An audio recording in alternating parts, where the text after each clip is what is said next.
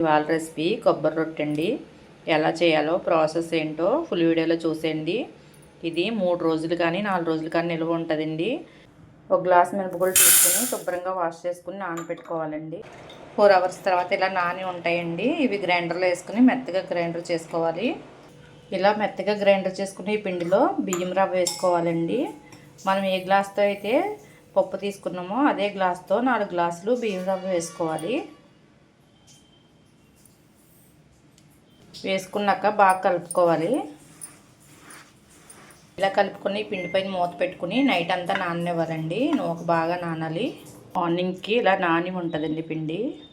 బాగా ముద్రిన కొబ్బరికాయ medium size ఒకటి తీసుకోవాలండి. తీసుకుని కోరుకోవాలి, లేదంటే చిన్న చిన్న ముక్కలు కట్ చేసుకుని మిక్సీ జార్లో వేసుకోవాలండి. ఈ కొబ్బరి కూరని పిండిలో వేసుకోవాలి. 1 కప్పు ఫుల్గా బెల్లం కూడా వేసుకోవాలండి. 1/2 కేజీ ఉంటుంది. అలాగే 1/2 వంతు పంచదార కూడా వేసుకోవాలి. కొంచెం సాల్ట్ వేసుకోవాలండి. స్వీట్లో సాల్ట్ వేసుకుంటే టేస్ట్ బాగుంటుంది. అన్నీ కలిసేలా కలుపుకోవాలండి.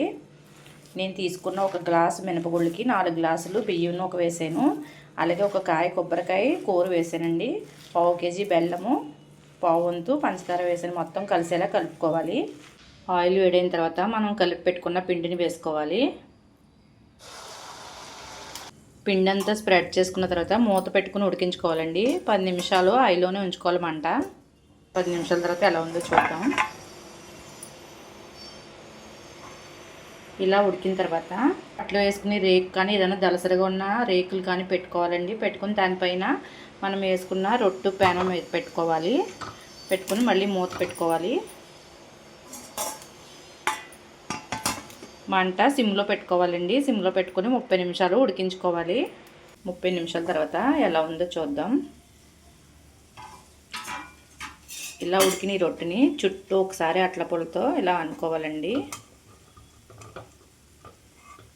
వేరే ప్యాన్ని హీట్ చేసుకుని కొంచెం ఆయిల్ వేసుకోవాలండి. తీసుకున్న తర్వాత దీంట్లో టర్న్ చేసుకోవాలండి. ఈ ప్యాన్లోంచి ఈ ప్యాన్లోకి మళ్ళీ అదే రేకు మీద పెట్టుకుని 10 నిమిషాలు మూత పెట్టుకుని ఉడికించుకోవాలండి. 10 నిమిషాల తర్వాత ఎలా ఉందో చూద్దామండి.